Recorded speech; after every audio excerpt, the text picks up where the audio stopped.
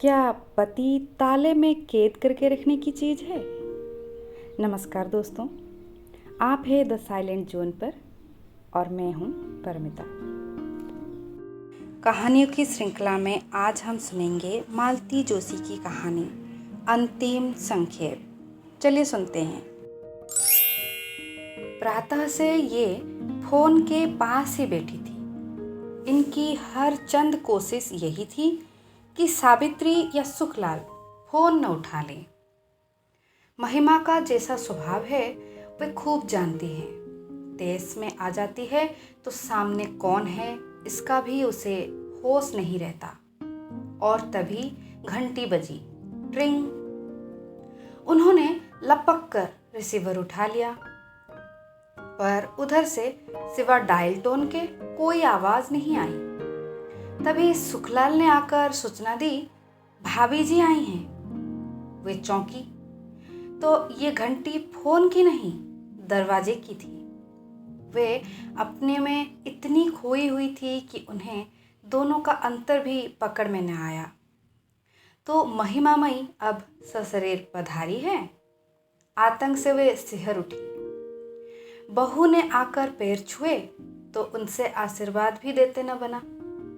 सुखलाल, जरा 2 कप चाय तो बना, और देखो चाशनी मत बना देना, बहुरानी कम शक्कर लेती है। हमें पता है, सुखलाल ने तुनक कर कहा और किचन में चला गया।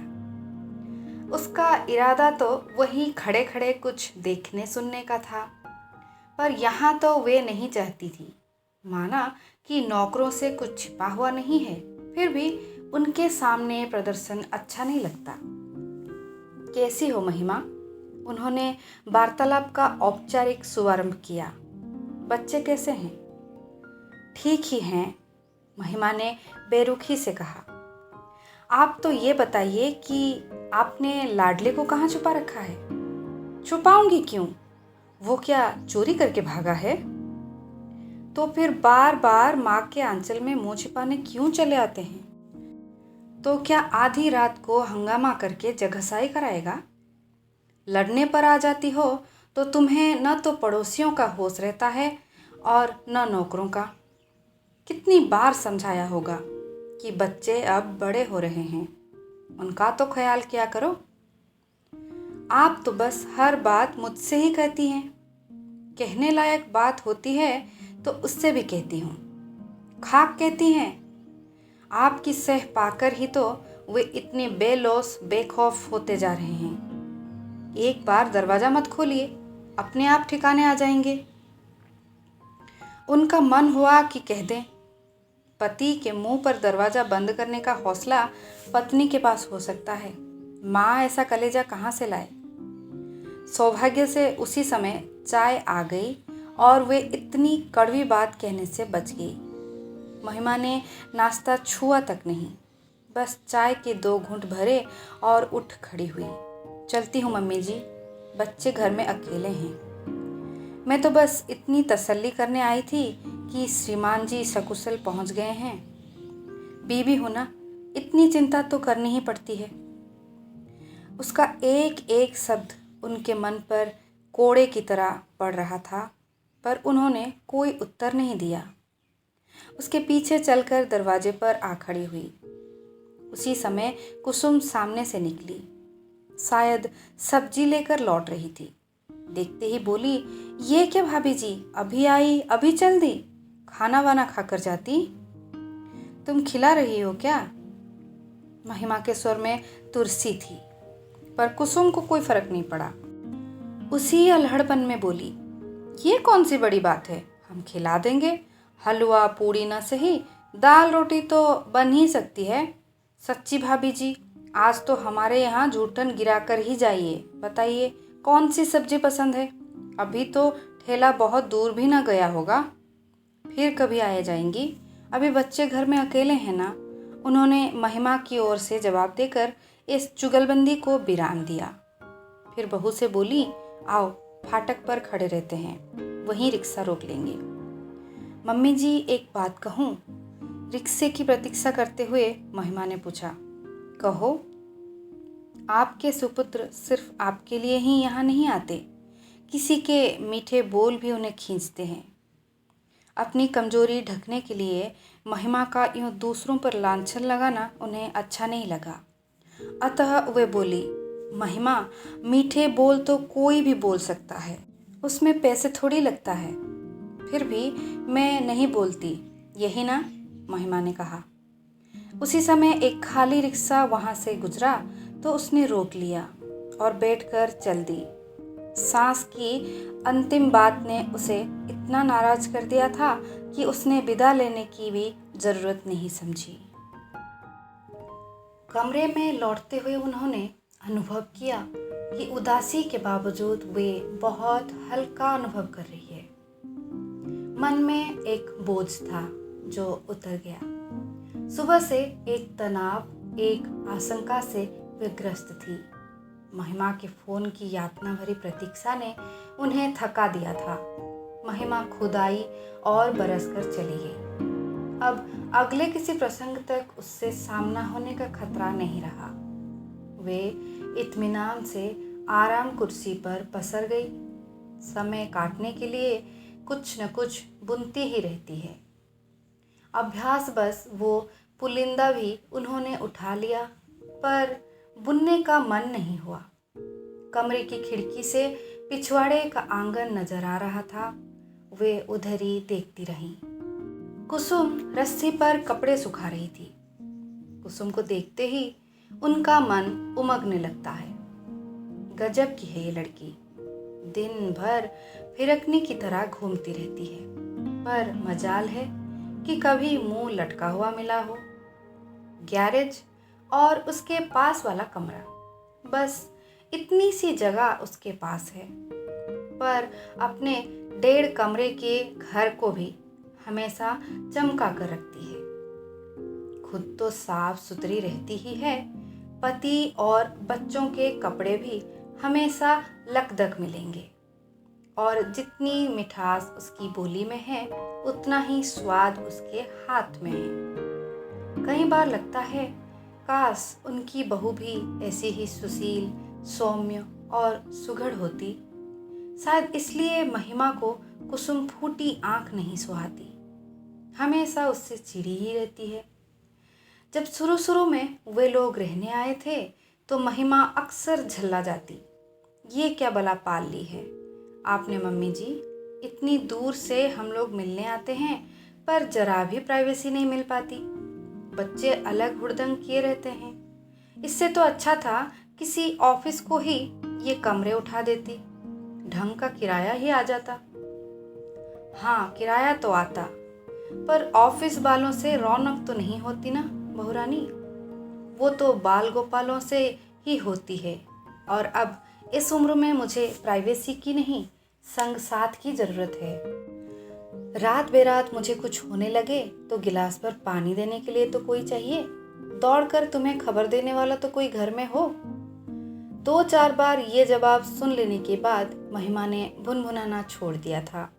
वो समझ गई थी कि सास की ये दलील सीधे उस पर वार करती है। उसी ने तो इस घर को 2 द्वीपों में बांट दिया है। आज सारी संपन्नता के बावजूद वे जो बुढ़ापे में अकेलापन भोग रही हैं, तो उसका जिम्मेदार कौन है? महिमा ही तो।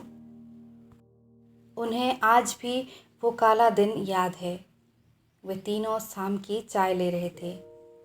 उन्होंने दिन भर खटकर मटर की कचौड़ियाँ बनाई थी, पर मनीष प्लेट जुठार कर ही उठ गया था। माँ की मनोहार को भी वो अनसुना कर गया था।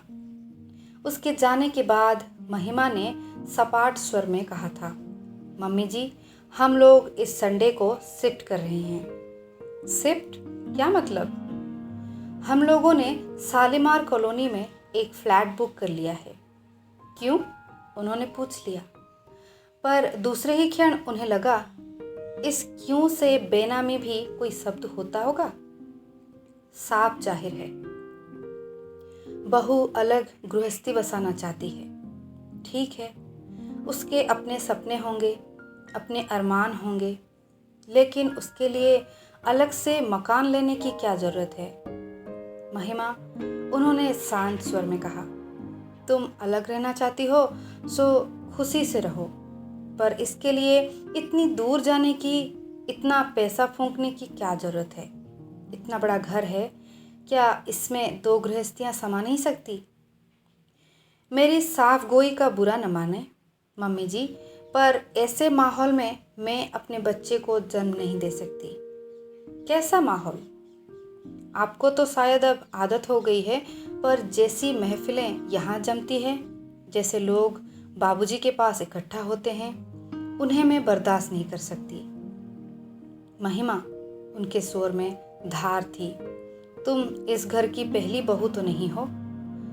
जानती हूँ मम्मी जी, पर वे जो मुझसे पहले आई हैं, कितने दिन आपके पास रही हैं? बस मेहमानों की तरह आती हैं और 4 दिन रहकर चली जाती हैं। मेरी तरह 30 दिन यहाँ रहना पड़े तो पता चले। अभी उसी दिन यहाँ होती तो मज़ा आ जाता। किस दिन की बात कर रही हो? अच्छा हाँ, उस दिन मेजर साहब जरा ज़्यादा ही बहक गए थे।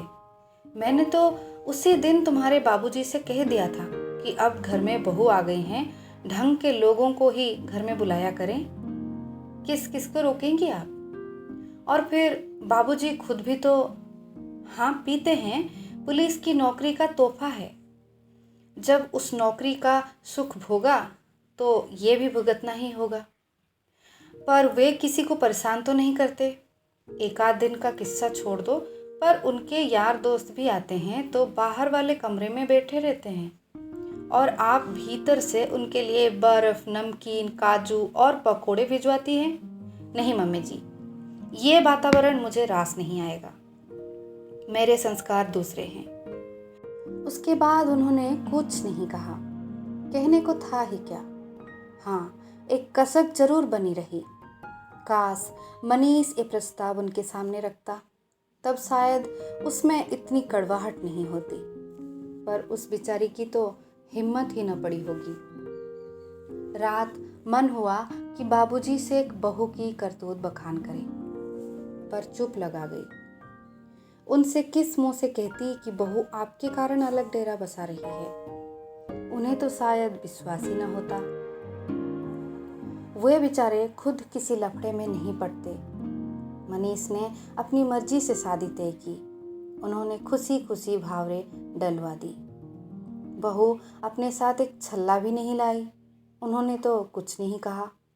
बहू पर्दा नहीं करती, उल्टे सीधे कपड़े पहनकर घूमती है। 9 बजे तक बिस्तर में घुसी रहती है। रसोई में पाँव भी नहीं देती।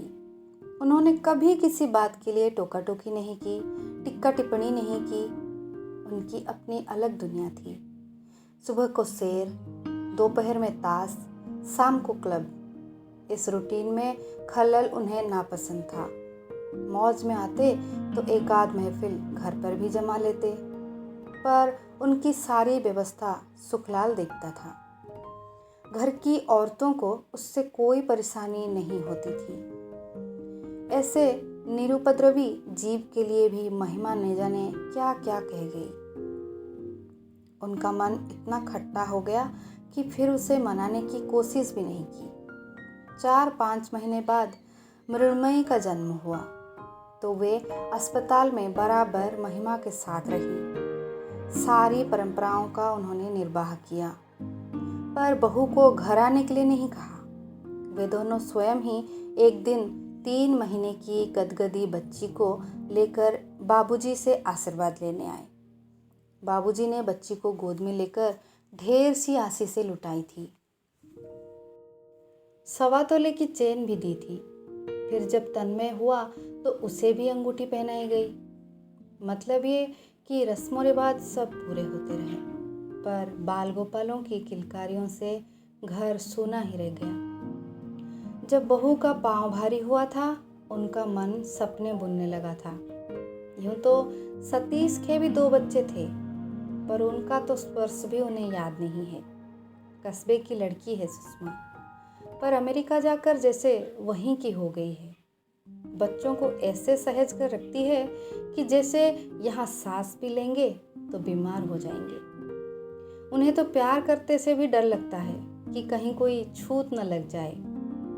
वे अपना मन अंजू मंजू के बच्चों से बहला लेती, पर पराई संतान से कहीं घर भरता है। एक मनीष के बच्चों की आस थी, वो भी टूट गई। पता नहीं बाबूजी ने इस दुख को कैसे गटका होगा, पर वे स्वयं तो एकदम ही बिखर गई थी। फिर बाबूजी भी चले गए और वे एकदम अकेली रह गई। कौन विश्वास करेगा कि ये अकेलापन उन्हें मांगे मिल गया था। दुनिया भर की औरतें पति से पहले जाने की कामना करती हैं, पर उनके अंतर्मन ने हमेशा यही चाहा कि हे प्रभु, इन्हें मुझसे पहले उठा लेना, जैसे मैंने उनके नाज उठाए हैं और कोई नहीं उठा सकता। मेरे रहते तो इनकी शानो शौकत में, रोब दाब में कोई कमी नहीं आ सकती, पर मेरे बाद ये जरा जरा सी चीज़ के लिए तरसेंगे। दूसरों का मुंह देखेंगे तो मुझे स्वर्ग में भी शांति नहीं मिलेगी। ईश्वर ने जैसे उनकी सुन ली। एक नामालूम सी बीमारी में बाबूजी चल बसे। उनकी आन बान अंत तक बरकरार रही। पहाड़ से दुख को झेलते हुए एक संतोष उन्हें सांत्वना दे जाता था। दुख बस एक ही था, अब सब कुछ निपट जाएगा और 15 दिन बाद बच्चे अपने अपने घर चले जाएंगे, तो वे खाली दिनों को कैसे भरेंगी। ये सूना घर उन्हें काटने नहीं दौड़ेगा। अमेरिका लौटते हुए सतीश भी बस चिंतित था। बार बार कह रहा था, मम्मी, मैं मनीष से कहता हूँ कि अब यहीं आकर रहे, या फिर तुम हमारे साथ चलो। उनका भी मन हुआ कि महिमा से कहे, जिनसे तुम्हें शिकायत थी वे तो चले गए, अब वापस आ जाओ। पर ऐसा कहना भी मानो उस दिगंबत आत्मा को अपमान होता।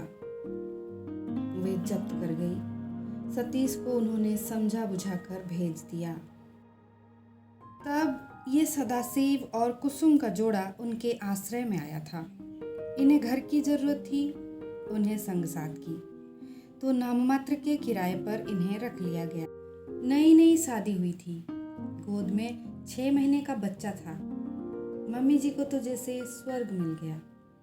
1.5 साल बाद कुसुम के यहाँ दूसरा बच्चा हुआ तो उन्होंने सास से बढ़कर सेवा की। उसके लिए हरीरा बनाया, दवाइयाँ कूटी, गोंद मेथी के लड्डू बनाए, दोनों बच्चों को नहलाया धुलाया, साथ ही दर्जनों स्वेटर बना डाले।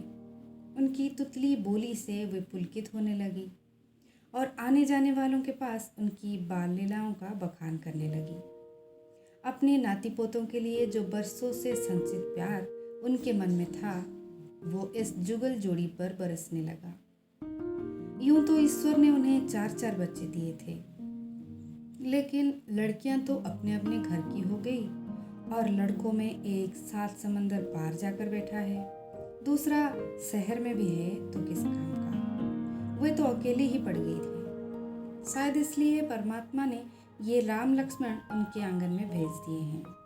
महिमा सब देखती और जल भून जाती, कहती, कुसुम के तो मजे हैं, 200 रुपये में मोहल्लों का सुख भोग रही है, मुफ्त की आया मिली हुई है, सो अलग। सुखलाल कहता है, भाभी जी जरूर कोई पिछले जन्म का लेखा जोखा रहा होगा, नहीं तो सारी दुनिया छोड़कर ये लोग यहीं क्यों आते।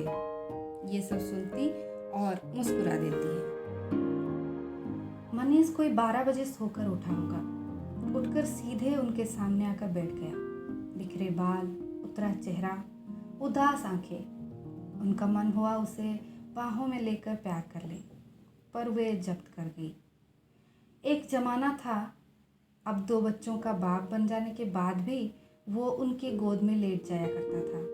महिमा ने ही उसकी ये आदत छुड़ाई थी। तब से वे भी एक औपचारिक दूरी बनाए रखती हैं। चाय पियोगी? जरूर, लेकिन तुम्हारा तो खाने का समय हो रहा होगा ना। तुम नहा धो लो, फिर खा लेंगे। चाय पीकर वो नहाने चला गया। वे उठकर रसोई में जाने को ही थी कि रिंग आई। हेलो दादी माँ, मैं मीनू बोल रही हूँ। डैडी जाग गए क्या? हाँ, अभी अभी उठा है, नहाने गया है। थोड़ी देर बाद बात कर लेना। हाँ, मौका लगा तो ज़रूर करूँगी। दरअसल मैं उन्हें विश करना चाहती थी। आज उनका बर्थडे है ना। ओह माँ, उनके दिमाग से ये तारीख कैसे उतर गई। बच्चों के जन्मदिन मनाने का तो उनका खास अंदाज हुआ करता था। बच्चे जब छोटे थे तब तो खूब हंगामा हुआ करता था। अब वैसा तो नहीं हो पाता, पर वे याद जरूर रखती है। बाहर वालों को कार्ड या पैसे भेज देती हैं, फ़ोन कर लेती हैं, मनीष के यहाँ मिठाई लेकर पहुँच जाती हैं, या फिर उन लोगों को घर पर बुला लेती हैं।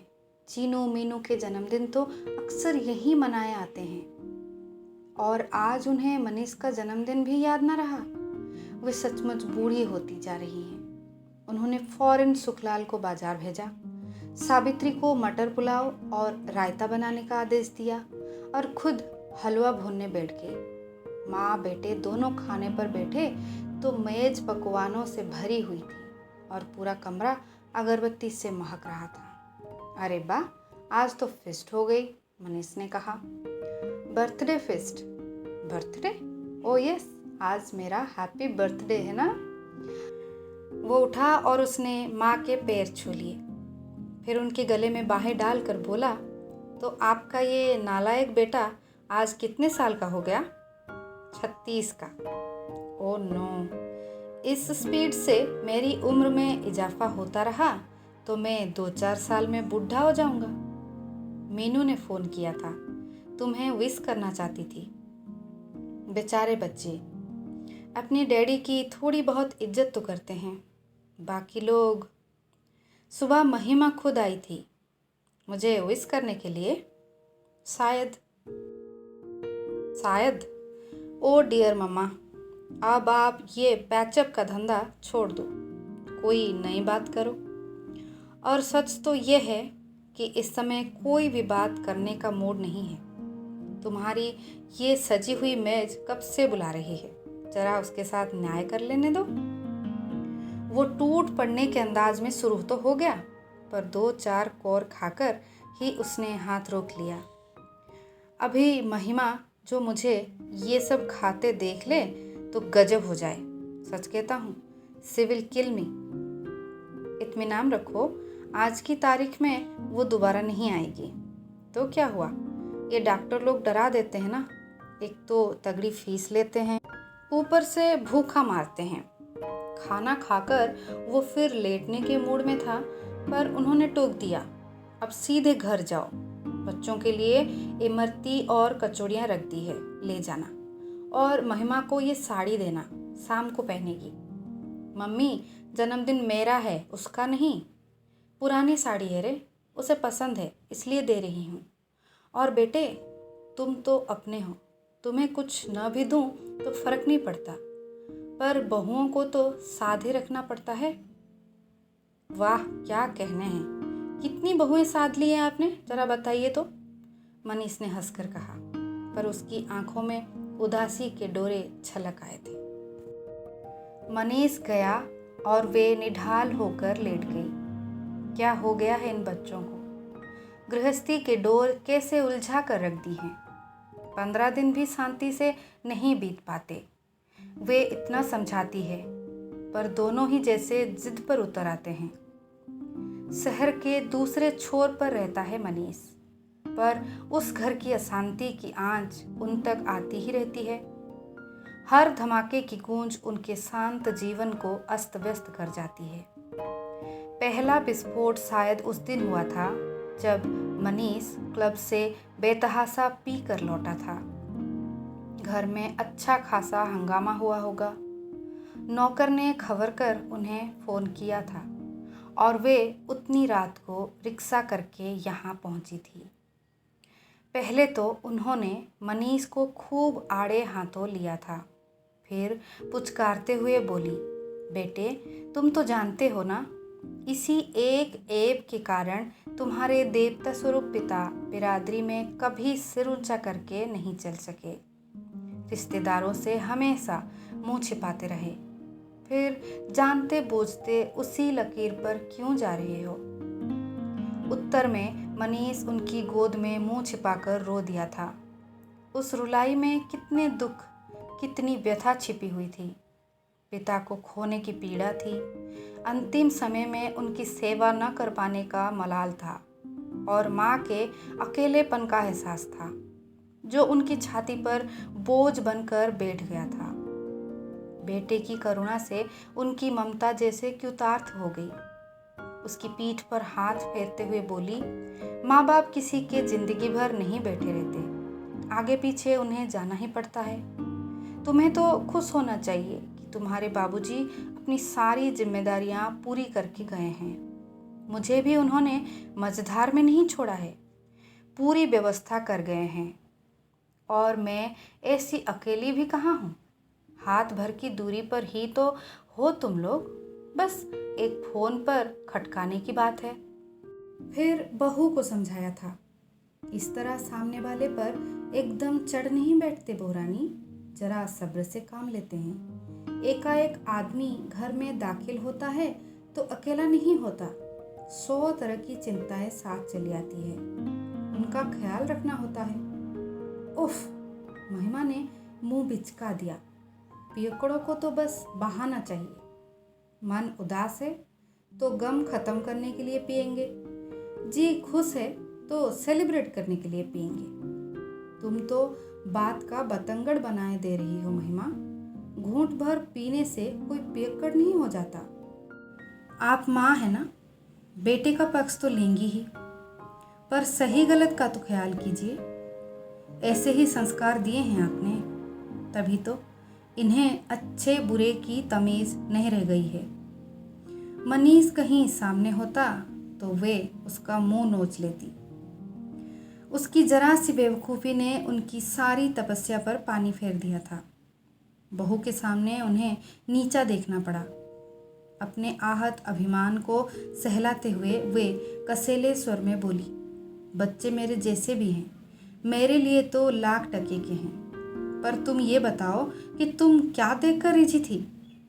उन्हें लगा था कि उनका प्रश्न महिमा को निरुत्तर कर देगा, पर यह उनकी भूल थी। चुप रहना उसकी फितरत में नहीं था। पलटकर बोली, अंधी हो गई थी ना, आंखों पर पट्टी बंध गई थी उस वक्त। पछता रही हो, यही समझ लीजिए। बच्चों का ख्याल ना होता तो कब की इस नर्क को छोड़कर चली जाती। नर्क, उनका नंदन कानन सा ये घर बहू के लिए नर्क बन गया है। अपमान से वे तिलमिला उठी। समझ गई कि इस संघर्ष में उन्हें बेटे की ढाल बनना है, नहीं तो बेचारा कहीं का नहीं रहेगा।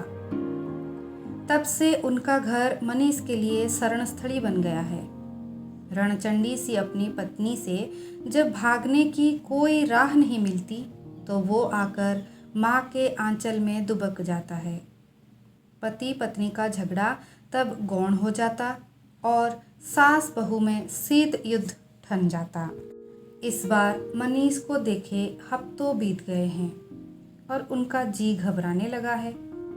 चीनू मीनू को भी याद आ रही है, पर एकाएक महिमा के यहाँ जाने का वे साहस नहीं जुटा पाती। हाँ, उस घर को वे महिमा का घर ही समझती है, इसलिए तो वहाँ जाने के लिए बहाने तलाशती रहती है। यूँ तो कुसुम पिछले हफ्ते पीहर से लौटी है। मीनू के लिए आम पापड़ की सौगात भी लाई है, पर उतना सा कारण महिमा के घर जाने के लिए काफ़ी नहीं लगता। कल मिसेज नायर केले के चिप्स और काजू के पैकेट दे गई हैं। उनकी ये पड़ोसन जब भी केरल जाती हैं, उनकी फरमाइश पर ये चीज़ें ज़रूर लाती है। सावित्री से कहकर उन्होंने थोड़ी मटरियाँ भी बनवा ली। बच्चों के लिए पूरी डलियां भर सामान हो गया। तब जाकर उन्हें संतोष हुआ। अब वे निस्संकोच उस घर की घंटी बजा सकती हैं। तैयार होते हुए वे याद कर रही थी कि पिछली बार उस घर कब जाना हुआ था। हाँ, 14 फरवरी को गई थी। मनीष की शादी की सालगिरह थी। दिन भर वे फोन के पास बैठी निमंत्रण की राह देखती रहीं। उनके कान दरवाजे पर ही लगे रहे कि शायद दोनों आशीर्वाद लेने ही चले आए, पर उन्हें अंततः निराशा ही हाथ लगी। आखिरकार मिठाई और फल फूल लेकर शाम को वे खुद ही चल पड़ी। यहाँ पहुंचकर देखा उत्सव का कोई माहौल नहीं था, उल्टे घर पर एक सन्नाटा सा जारी था। उन्होंने हंसते हुए कहा, अरे आज तुम लोगों को याद भी है कि कौन सा तारीख है? लड़ने से फुर्सत मिले तब तो याद रहेगा। सोफे में धसी हुई मीनू बुदबुदाई। उसका वाक्य पूरा भी न हुआ था कि महिमा उस पर झपटी। उन्होंने लपक कर उसका हाथ पकड़ लिया। ये क्या कर रही हो? सयानी लड़की पर यूं हाथ उठाया जाता है? महिमा एकदम फुफकार उठी। कम से कम मेरे बच्चों के सामने तो मुझे जलील मत कीजिए।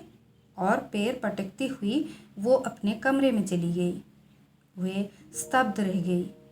क्या इस तरह अपमानित होने के लिए ही वे इतनी दूर से आई हैं?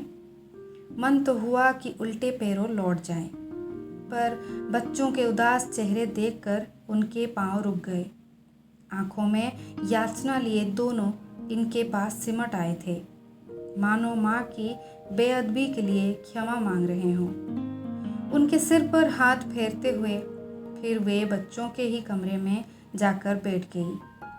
थोड़ी देर बाद वातावरण जरा हल्का हो गया तो मीनू ने उन्हें वो पेंटिंग दिखाई जो उसने मम्मी पापा के लिए बनाई थी।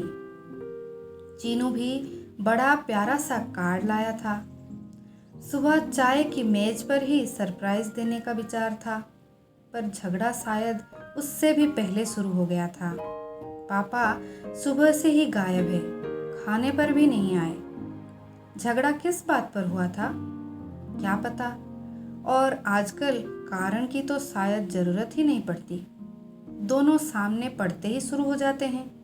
मीनू ने बताया, सच दादी, हम लोग तो इतने बोर हो जाते हैं कि क्या बताएं। दोस्तों के सामने इतनी शर्म आती है कि बस। चीनू भुनभुना रहा था, सच कहता हूँ, मैं किसी दिन घर छोड़कर भाग जाऊंगा।